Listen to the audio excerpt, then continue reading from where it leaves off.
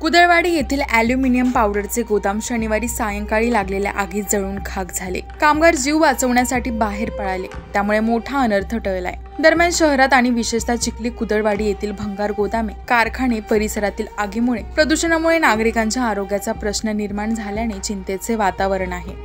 या गोदामाच्या आसपास मोठ्या प्रमाणात प्लास्टिकने भरलेली गोदामे आहेत, त्यामुळे खबरदारी घेत अग्निशमन दलाने जादा बंब बोलावून आग नियंत्रित ठेवल्यामुळे इतर गोदामे आगीच्या तडाख्यातून वाचली। अग्निशमन विभागाचे अधिकारी अनिल डिंबल यांनी दिलेल्या माहितीनुसार कुदळवाडी येथे भैरवनाथ नगरमध्ये महादेव मंदिर रस्त्यावर ॲल्युमिनियम आणि प्लास्टिक पावडर मिक्स करून त्याचे कव्हर बनवण्याचा कारखाना आहे। कव्हर बनवण्यासाठी चेंबरमध्ये पावडर टाकत असताना ॲल्युमिनियम पावडरने अचानक पेट घेतला। प्लास्टिक मिक्स ॲल्युमिनियम पावडर ज्वलनशील असल्याने लगेचच गोदामामध्ये पसरलेली पावडर आगीने वेगात वाढली।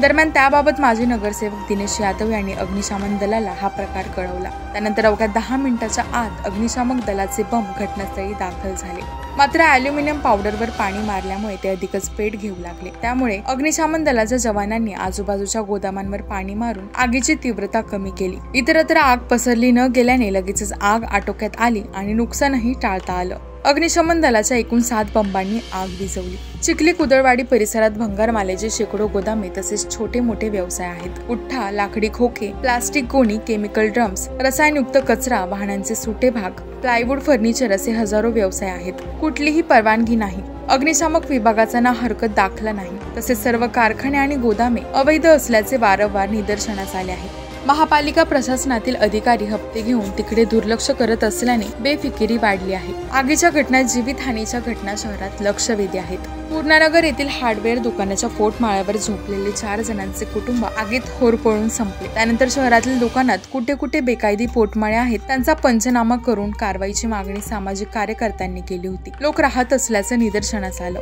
किमान आगीच्या घटनेनंतर प्रशासन जागे होईल आणि अशा दुकान मालकांवर कारवाई करेल अशी अपेक्षा होती। प्रत्यक्षात प्रशासनाने फक्त सर्वेक्षण केलं आणि तोंड बंद ठेवलं।